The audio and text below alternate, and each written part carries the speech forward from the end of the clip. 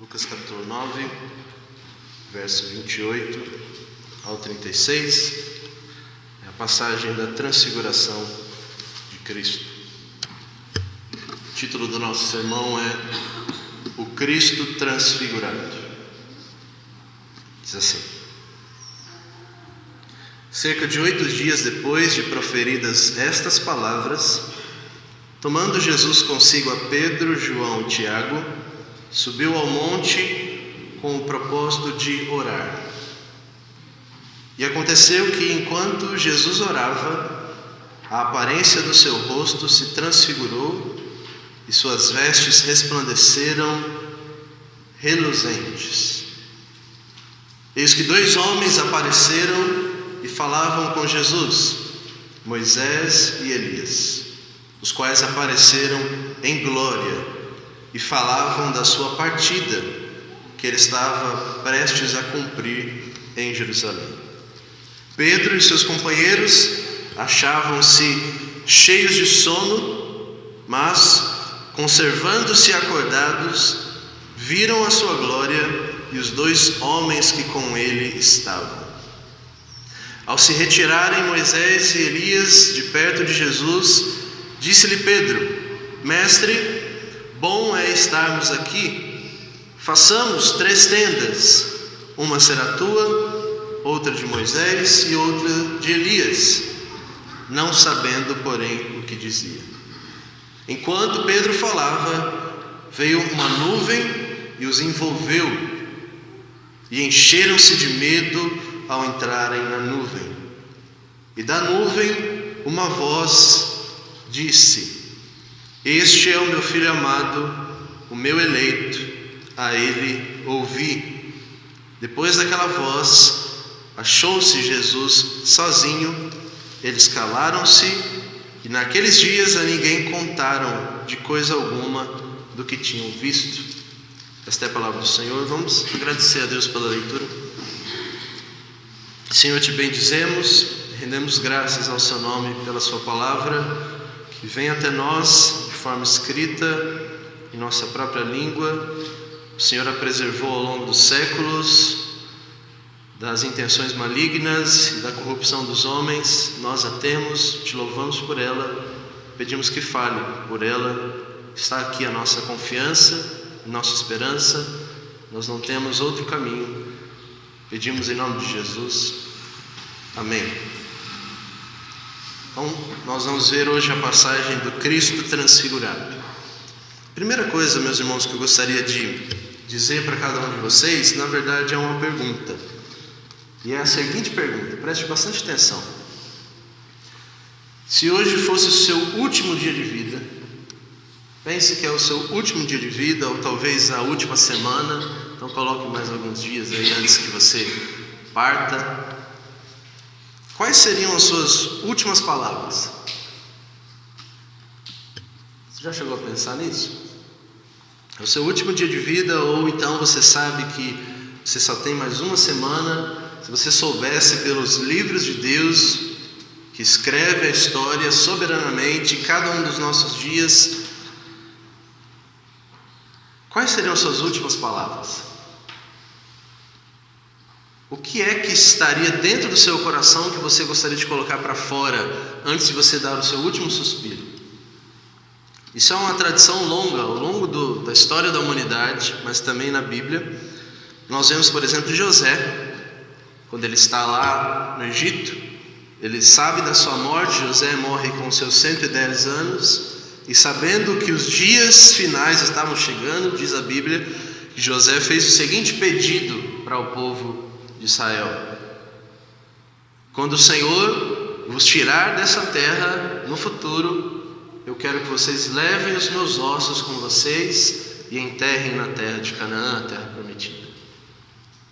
Eu, como o William disse hoje na escola da Bíblia, estou estudando e gosto de estudar muito sobre a história da minha família, a história da imigração alemã geral para o nosso país. Meu pai, Sérgio, meu avô, Edgar, meu bisavô, Calvino, olha, interessante, né? Calvino, e o pai do Calvino se chamava João Bill. E eu e a Sabrina, a gente foi no cartório um desses dias e consegui ter acesso à certidão de nascimento do meu bisavô Calvino Cristiano Luiz Bill. E lá estava escrito o seguinte: em meu cartório compareceu João Bill para testificar que no dia tal, em tal horário, no bairro do Mirim, em Indaiatuba, nasceu um menino, uma criança chamada Calvino Cristiano Luiz Bill. Meu bisavô nasceu em 1909. O meu trisavô, o pai do Calvino, faleceu em 1915, 6 anos depois. E eu fiquei muito chocado com isso, porque o meu bisavô apenas tinha 5 anos quando o pai dele morreu, deixando 10 filhos, e ele que praticamente não conheceu seu pai. E a pergunta que eu fiz para Sabrina diretamente quando eu li aquela certidão foi: se ele soubesse que depois de 6 anos daquele dia que nasceu seu filho, 2 anos depois ainda nasceu um outro menino, se ele soubesse que ele apenas teria mais 5, 6 anos de vida, o que ele gostaria de ter dito? O que é que você gostaria de dizer se você soubesse que hoje é o seu último dia, ou é a sua última semana, ou o seu último ano?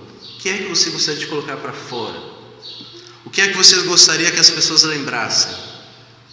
Martinho Lutero, por exemplo, perto dos seus 55 anos, muito perto da sua morte, ele foi para a cidade de Eisleben, na Alemanha, cidade onde ele nasceu, a mesma cidade onde ele morreu. Foi resolver uma intriga familiar dos Luteros, e numa dessas intrigas resolvidas, ele começou a sentir muita palpitação, e alguns dias depois ele sofreu um ataque cardíaco e faleceu. As pessoas que estavam junto de Lutero, percebendo que ele estava prestes a falecer, pegaram logo um livro, um diário, para registrar as suas últimas palavras. E ele começou dizendo: as minhas últimas palavras são: eu sou bem conhecido no céu, na terra e no inferno. Um amigo dele, chamado Justus Jonas, perguntou-lhe o seguinte: Lutero, você quer morrer firme em Cristo e na doutrina que você ensinou? Ele disse: sim, é o que eu mais quero. E as suas últimas literais palavras foram: eu quero, porque nós todos somos mendigos. Essa é a grande verdade. Todos nós carecemos de Cristo. E você? Quais seriam as suas últimas palavras? Eu gostaria que você abrisse comigo novamente a segunda carta de Pedro, capítulo 1, porque lá nós encontramos as palavras que Pedro gostaria de dizer no final da sua vida. Deixe marcado o texto de Lucas, capítulo 9. Segunda carta de Pedro, capítulo 1.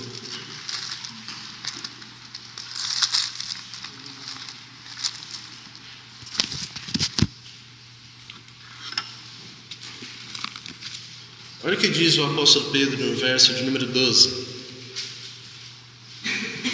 E baseado nisso, irmãos, basicamente eu gostaria que esse sermão não fosse meu, mas do próprio apóstolo Pedro. Como se ele viesse até nós através do texto e pregasse para nós sobre o relato da transfiguração. Diz assim no verso 12: por essa razão, sempre estarei pronto para trazer-vos lembrados acerca dessas coisas, embora vocês já estejam certos da verdade, já presente convosco e nela confirmados. Eu sempre estarei pronto para vos lembrar da verdade. Verso 13: eu também considero justo que enquanto estou nesse tabernáculo, nesse corpo, é justo que eu vos desperte com essas lembranças. Eu não apenas estou pronto para sempre vos lembrar da verdade que vocês ouviram, mas eu quero despertar vocês quando vocês estiverem sonolentos demais. Eu quero despertar vocês com essas lembranças.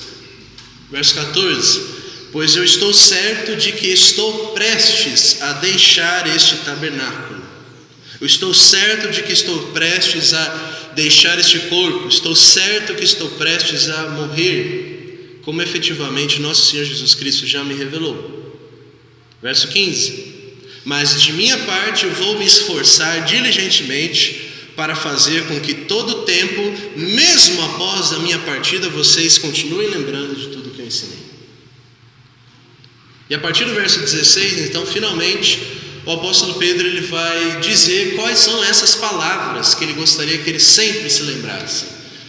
E verso 16 em diante ele vai dizer que o relato principal que ele gostaria que estivesse marcado na consciência, no coração, na mente dos seus leitores, da sua igreja, dos seus ouvintes, é o relato da transfiguração de Jesus. Se não, veja comigo o verso 16. Porque nós não vos demos a conhecer o poder e a vinda do nosso Senhor Jesus Cristo, seguindo fábulas engenhosamente inventadas, mas nós mesmos fomos testemunhas oculares da sua majestade, pois ele recebeu da parte de Deus Pai honra e glória, quando pela glória excelsa lhe foi enviada a seguinte voz: este é o meu Filho amado, em quem me comprazo. Ora, esta voz vinda do céu nós a ouvimos quando estávamos com ele naquele monte santo. Isso é incrível, irmãos. É o testemunho pessoal do apóstolo Pedro para nós, dizendo qual foi a perspectiva dele daquela passagem que nós lemos e vamos retornar a ela, da transfiguração. Ele fala sobre o poder e a vinda de nosso Senhor Jesus Cristo. Ele diz: nós mesmos, eu, Tiago e João, nós vimos com os nossos olhos a sua majestade.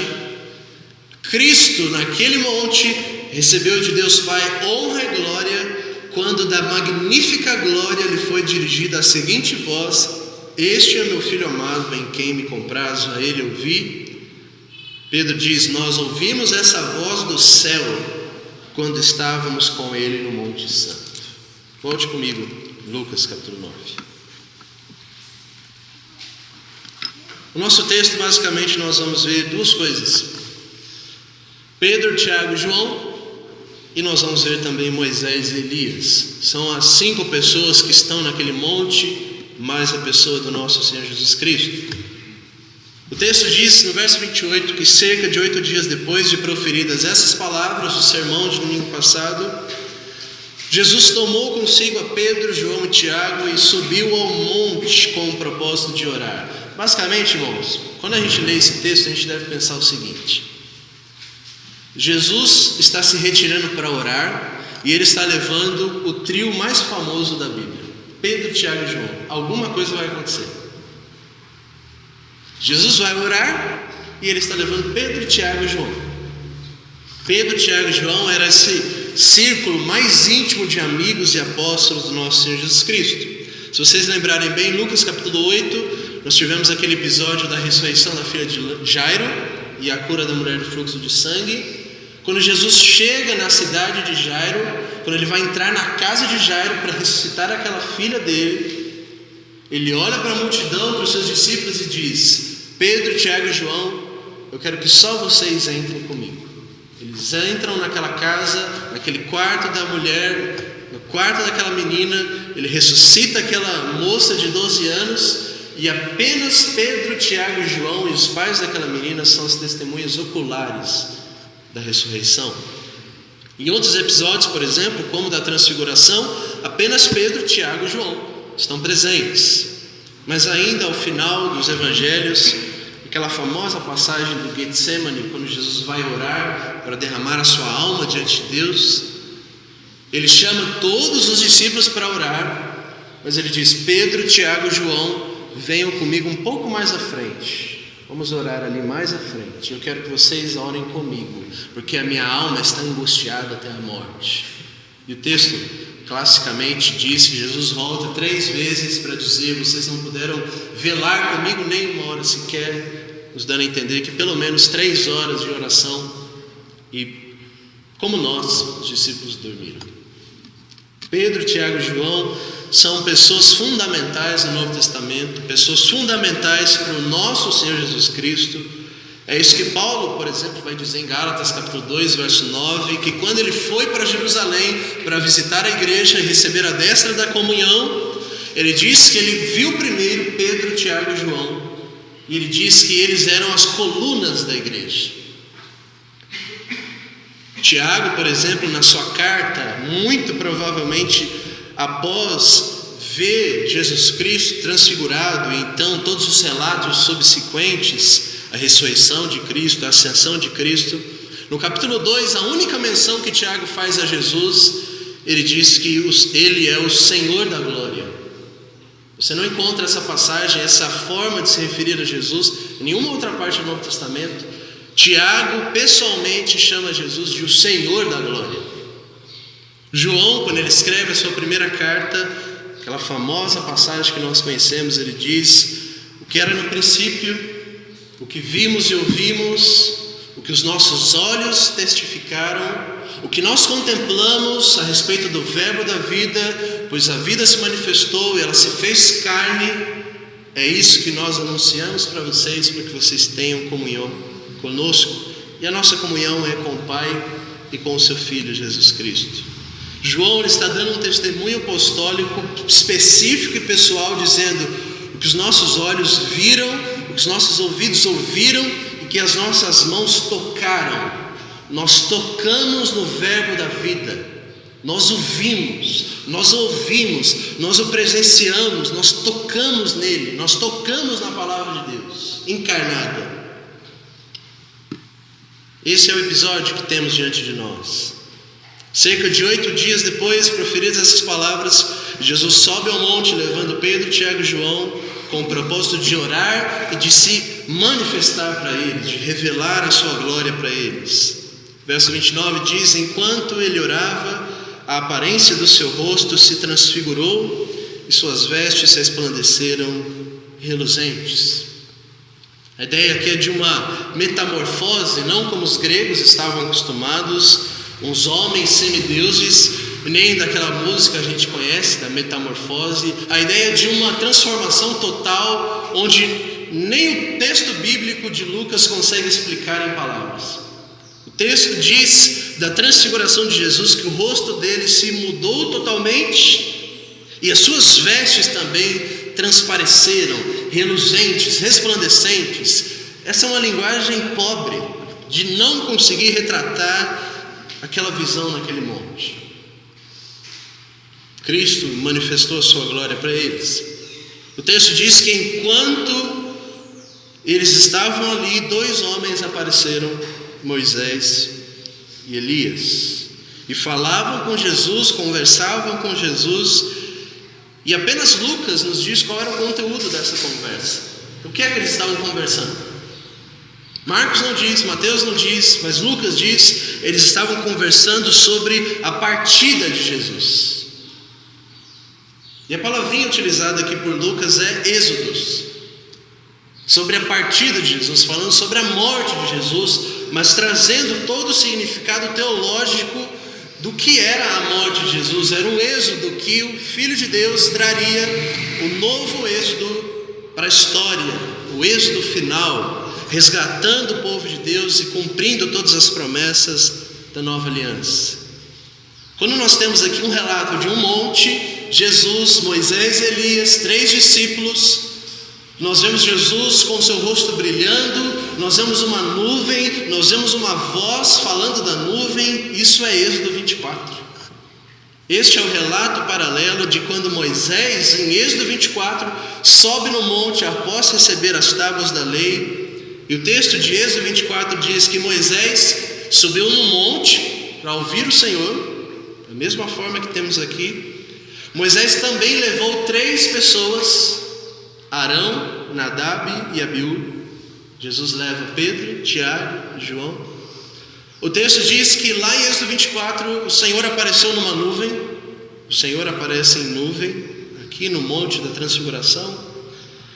O texto diz em Êxodo 24 que depois de 7 dias o Senhor falou. E nós temos aqui que cerca de 8 dias depois eles foram para esse monte para ouvir a voz de Deus na nuvem e ver Cristo glorificado.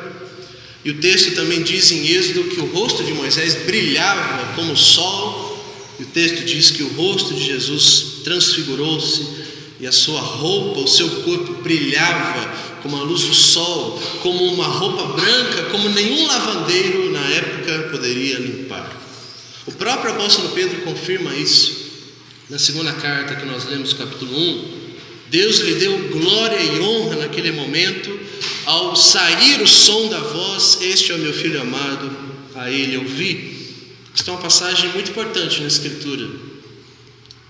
Isso nos lembra do Salmo de número 2, onde o salmista diz que Davi é o regente de Deus, este é o filho que Deus escolheu. Tu és o meu filho, hoje te gerei, pede-me e te darei todas as nações. Isto é cumprido em Cristo. Isso nos lembra de Gênesis 22, onde Abraão leva o seu filho Isaque, o filho que ele ama e que ele ama muito, e o próprio Deus diz na nuvem: este é o meu filho amado. Isso nos lembra de Deuteronômio, capítulo 18, verso 15, onde o próprio Moisés, que estava nesse monte, diz: haverá de chegar um dia onde o Senhor irá enviar um profeta semelhante a mim, a ele vocês devem ouvir. E o próprio Deus diz na voz da nuvem: este é o meu filho amado, este é o Messias, a ele vocês devem ouvir. E é muito interessante que o texto diz que essa voz saiu da nuvem no exato momento onde Pedro disse para Jesus: mestre, é bom estarmos aqui, vamos fazer uma tenda, vamos fazer uma grande tenda, vamos ficar aqui um tempo. Vou fazer uma tenda para o Senhor, vou fazer uma tenda para Moisés, uma tenda para Elias. A gente aqui nem precisa de tenda, eu, Tiago e João, vamos ficar sem tenda, mas vamos fazer uma tenda para vocês três, vamos ficar aqui, é bom estarmos aqui. Parece uma boa intenção, né?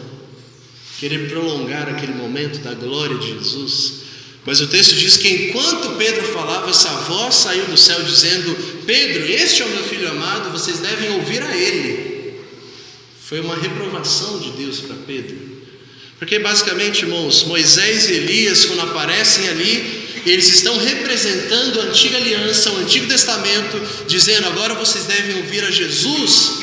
Não no sentido de que vocês devem esquecer o Antigo Testamento como se ele não fosse importante, mas ele é o cumprimento do Antigo Testamento. Vocês devem ouvir a Jesus, e ouvindo Jesus vocês estarão ouvindo Moisés e Elias. A voz de Deus está a voz do Filho. É exatamente isso que Hebreus capítulo 1 diz. Deus no princípio falou de diversas e muitas maneiras aos pais pelos profetas, mas nesses últimos dias ele nos falou pelo Filho. Então eles estão nesse monte, Cristo transfigurado, manifestando a sua glória. Pedro não sabia o que dizia, mas estava estupefato com aquela visão. O texto diz então que a nuvem sai, Moisés e Elias somem, e o verso 36 diz que depois daquela voz, Jesus achou-se sozinho, ele, Pedro, Tiago e João. E a pergunta é: tente imaginar como é que Pedro, Tiago e João passaram a enxergar Jesus depois desse episódio. Jesus voltou para a aparência normal. Como que eles olhavam para Jesus? Tentando entender, mas como isso é possível? Jesus desce do monte, continua efetuando as suas curas, os milagres, vai em direção a Jerusalém, mas aquela visão não sai da mente de Pedro, Tiago e João. Eles estão olhando para aquilo, eles falam: como isso é possível? Nós vimos a sua glória. Eles testificam isso depois de um tempo, e são essas as últimas palavras de Pedro que ele quer deixar muito claro para os seus leitores. E a pergunta que cada um de nós deve se fazer nessa manhã é: o que é que você vê quando você olha para Cristo? Qual é a imagem que te vê? Eu não estou falando de uma pintura, de uma arte, de uma escultura. Quando você vê Cristo, o que é que você vê? Quem é Jesus para você? O que ele representa? Lembre-se que o episódio anterior a essa subida no monte, Jesus perguntou aos seus discípulos: quem a multidão diz que eu sou? Nós lemos João Batista, Elias, alguns dos profetas. Ok, mas e vocês, os meus discípulos, quem vocês dizem que eu sou? Pedro diz: tu és o Cristo. Mas Pedro só foi ter noção do que ele disse quando ele viu Jesus naquele monte. Tu és o Cristo transfigurado, tu és o Cristo cheio de glória. Como Tiago diz, ele é o Senhor da glória. Como Pedro diz, ele recebeu honra e glória de Deus Pai naquele monte santo. Nós ouvimos aquela voz.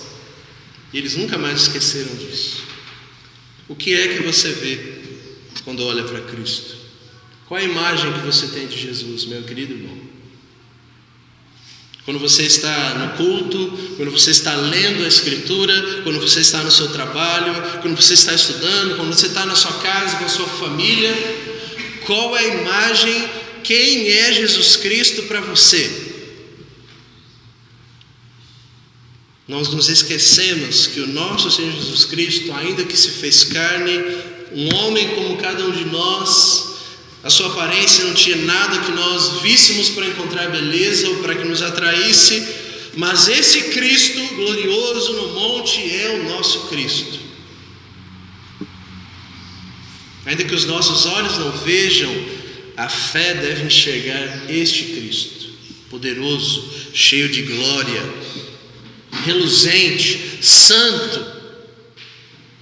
É a única coisa que foi capaz de fazer com que discípulos sonolentos permanecessem acordados. E é a única coisa que pode permanecer você vivo. Não existe outra coisa, irmãos. Não existe nada nessa terra que pode permanecer dentro de você para que você continue vivendo feliz, cheio de graça, de paz. Não existe nada que vai sustentar a nossa eternidade senão este homem, esse Deus homem, Cristo. Nós podemos fazer aqui um culto cheio de entretenimento, ou fazemos vários projetos, programas, pular, dançar, plantar bananeira, fazer qualquer coisa, mas nada disso vai segurar a nossa atenção, nada disso vai tirar o nosso fôlego.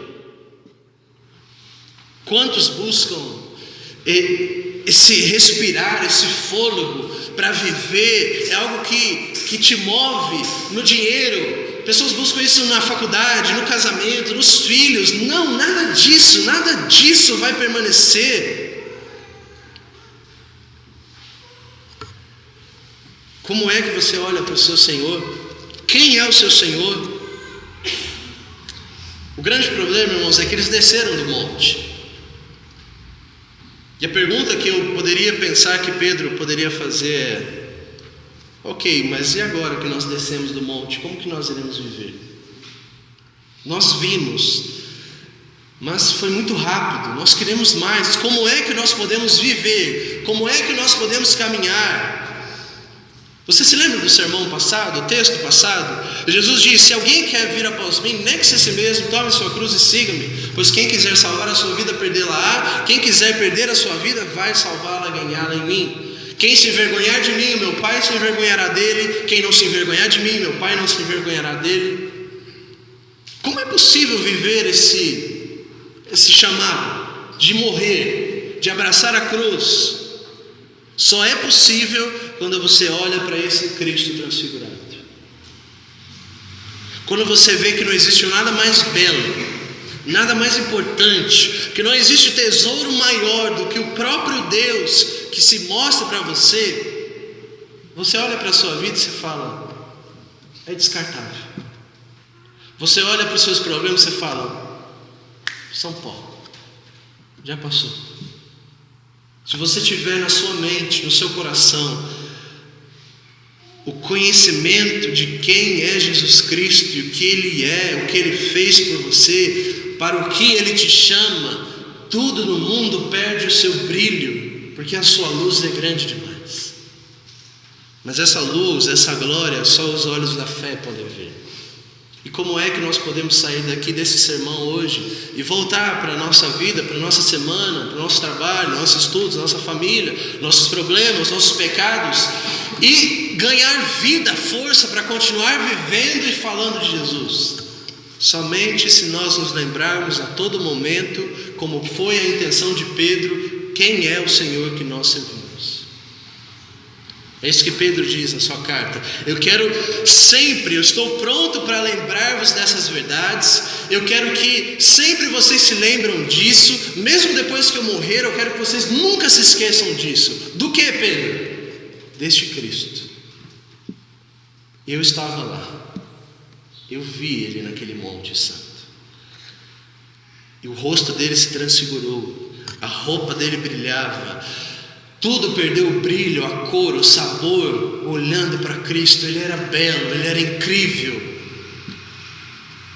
Será que é assim que nós olhamos para Jesus? É o nosso maior prazer, é o nosso tesouro, é a nossa alegria, é o propósito da nossa vida, é o motivo de vivermos, é a nossa satisfação. É a única coisa que nos manterá eternamente. Nós vamos comer e beber deste Filho, deste Deus, conhecendo quem Deus é. Por isso, irmãos, não adianta nós buscarmos uma vida de conforto, de entretenimento. Você apenas está se enganando com isso. Onde está a sua satisfação? Onde está o seu coração? Quem é o Jesus que você professa crer? O que nós fazemos após essa visão? Talvez você esteja ouvindo o sermão e fala: puxa, é isso. Obrigado, é isso que eu precisava. Mas você vai sair daqui como Pedro desceu do monte, e você vai negar Jesus. O que nós fazemos quando nós saímos daqui para continuar vivendo? Eu quero trazer duas respostas. A primeira está neste livreto, A Glória de Cristo, de John Owen. Atrás diz o seguinte: John Owen, puritano, nasceu no ano de 1616 e cresceu numa quieta casa pastoral no condado de Oxford, na Inglaterra. Ele entrou na Universidade de Oxford com a idade de 12 anos, recebeu o título de bacharel em artes em 1632 e de mestre de artes em 1635. Foi um dos mais destacados teólogos que a Inglaterra já teve. Ele é chamado príncipe dos puritanos, o Calvino inglês. Este livro, Meditações sobre a Glória de Cristo, foi o último de muitos livros que John Owen escreveu. Ele faleceu quando esse livro estava sendo impresso, em 1683. Ele foi escrito, nas palavras do próprio John Owen, para estimular a minha própria mente quando a fraqueza, o cansaço e a aproximação da morte estiverem me chamando para deixar este mundo. Como diz John Owen, uma contínua visão da glória de Cristo terá o abençoado efeito de nos conformar cada vez mais à sua semelhança. Talvez outras maneiras e formas tenham falhado em nos tornar semelhantes a Cristo, mas esta nós colocaremos à prova. O que é esse livro? É um livreto que John Owen escreve para ele, com textos e textos que falam sobre quem Jesus Cristo é e qual é a sua glória. É o último livro que ele escreve, é o que está no coração de John Owen perto da sua morte, é o que está no coração de Pedro perto da sua morte. Todos esses homens, eles só querem Cristo. Eles percebem que a única coisa que nos fará morrer em paz é se nós nos abraçarmos aquilo que não morre, a Cristo e a sua glória. Você se lembra que Moisés está no monte. Poucos anos antes da sua morte, Moisés faz uma petição a Deus. Em Êxodo capítulo 33, Moisés ora dizendo: Senhor, eu rogo-te, eu imploro, eu suplico, eu clamo ao Senhor para que me mostre a sua glória. O texto diz que o Senhor apenas mostrou a sua bondade, proclamou o nome do Senhor, mostrou os seus atributos. Moisés viu Deus de costas. Mas a oração de Moisés foi atendida nesse monte. Rogo-te que me mostres a sua glória. Moisés é chamado por Deus àquele monte santo e ele vê Cristo em toda a sua glória, naquele monte. A sua oração de 1500 anos atrás, mesmo morto, foi atendida por Deus naquele monte e ele viu a glória de Deus na face de Cristo. É só isso que nós precisamos, irmãos. Nós não precisamos de mais nada.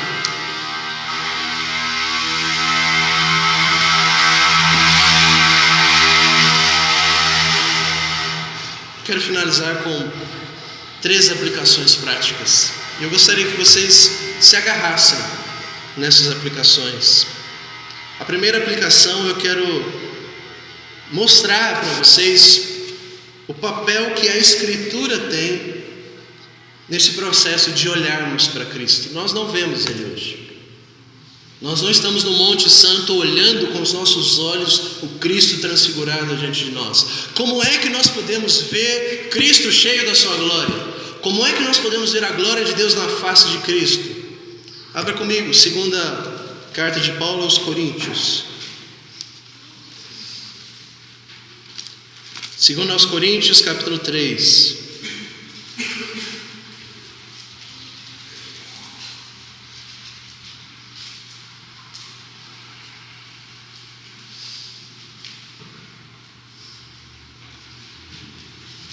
Segundo aos Coríntios, capítulo 3, verso 18, o apóstolo Paulo diz: E todos nós, com o rosto desvendado, contemplamos como se por um espelho a glória do Senhor, e somos transformados, somos transfigurados de glória em glória na sua própria imagem, como pelo Senhor o Espírito.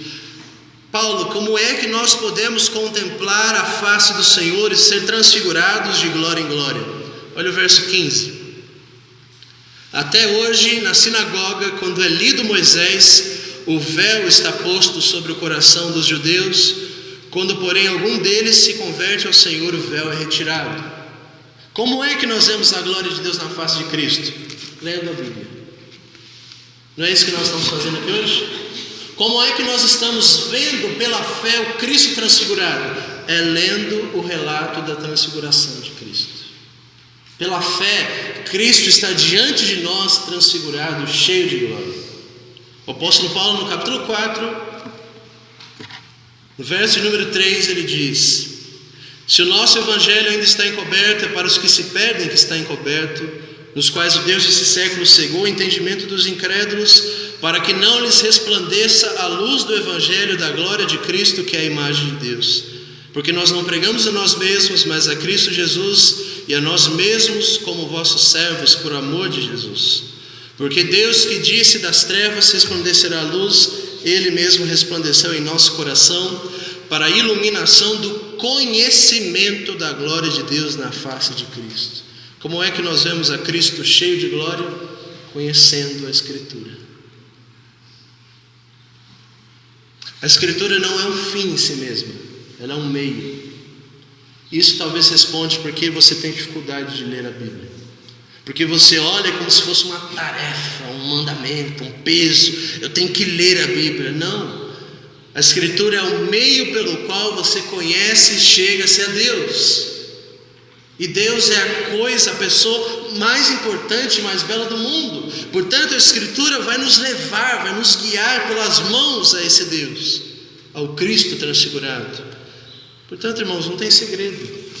É necessário, é importante, é crucial lermos a Escritura, conhecermos a Escritura, ouvirmos a Escritura, falarmos da Escritura, para que a glória de Deus seja desvendada no coração das pessoas através do conhecimento. O apóstolo Pedro diz isso na carta. O verso 18 que nós terminamos de ler, o verso 19 ele diz: sabe qual é a conclusão que eu tenho, irmãos? Com o relato da transfiguração, Moisés e Elias, a conclusão que eu tenho é que nós temos a palavra profética ainda mais pesada para nós. Em outras palavras, Pedro diz: a aplicação prática que eu tenho do monte da transfiguração é que eu devo olhar com mais atenção ainda para os profetas, para a palavra de Deus escrita, porque ela está falando desse Cristo glorioso. Como é que você se relaciona com a Bíblia, irmão? O texto ainda diz que eles subiram ao monte para orar, e quando Jesus estava orando, ele se transfigurou. E a pergunta é: como é que você se relaciona com a oração? A oração também não é um fim em si mesmo, é um meio até Deus. Bíblia e oração são as duas pernas do cristão, são as duas asas que o fazem voar para a glória de Deus. Segunda aplicação: o papel da família, da igreja. O nosso Senhor Jesus Cristo escolheu se revelar em glória não sozinho no monte. Ele chamou os seus melhores amigos, Pedro, Tiago e João. Isso nos diz qual a importância que a igreja tem no processo de santificação, onde nós estamos caminhando para conhecer quem Cristo é. A igreja tem um papel vital, a família tem um papel vital nessa estrada onde nós conhecemos quem Cristo é. É impossível conhecermos a Deus fora da igreja, fora da Escritura, fora da oração. Terceiro, o papel que o sofrimento tem nesse processo. Você deve se apegar à Escritura e à oração. Você deve se apegar à igreja e à sua família. E você deve se apegar ao sofrimento. Você deve abraçar o sofrimento. Porque segundo o próprio Cristo disse, esta é a forma pela qual você vai abraçar a glória. É abraçando o sofrimento. Se você buscar o conforto, se você buscar o seu bem-estar, você estará longe da glória de Cristo. Mas se você acatar o conselho de Cristo, tomar a sua cruz e segui-lo, você vai conhecê-lo. Os seus olhos serão abertos, você enxergará o Cristo glorioso. Não despreze o sofrimento, não desperdice o sofrimento. Cristo diz em João capítulo 12, 2 gregos chegaram até André e disseram: André, nós viemos de longe para conhecer a Cristo, nós ouvimos falar dele, nós queremos ver a sua glória. André leva esses gregos até Jesus e Jesus diz: é agora que eu vou mostrar a minha glória. Como é que Jesus mostra a sua glória? Ele diz: eles verão a minha glória quando eu for levantado, quando eu for pendurado. A glória do nosso Senhor não está em ser um rei pomposo, num cavalo branco, poderoso. A glória do nosso Jesus não é apenas de um Cristo transfigurado, mas é de um Cristo dessalerado, ferido, sangrento, desfigurado. Qual é o seu Cristo? Qual é a imagem que você tem do seu Senhor? Que nós possamos nos apegar a Ele. Você vai sair daqui hoje, você vai voltar para a sua rotina. A sua vida não vai ter prazer, alegria, se você não tiver a Cristo, se você não se apegar a Ele. O mundo passa, mas aqueles que fazem a vontade de Deus permanecem. O texto de Hebreus diz que Moisés, lá no Egito, desprezou toda a glória do Egito para se apegar ao sofrimento da cruz. Nós temos que fazer isso hoje ainda. O chamado de Cristo é antigo, mas atual. Muito atual para nós que somos uma geração confortável. Que Deus nos dê graça para isso. Vamos orar.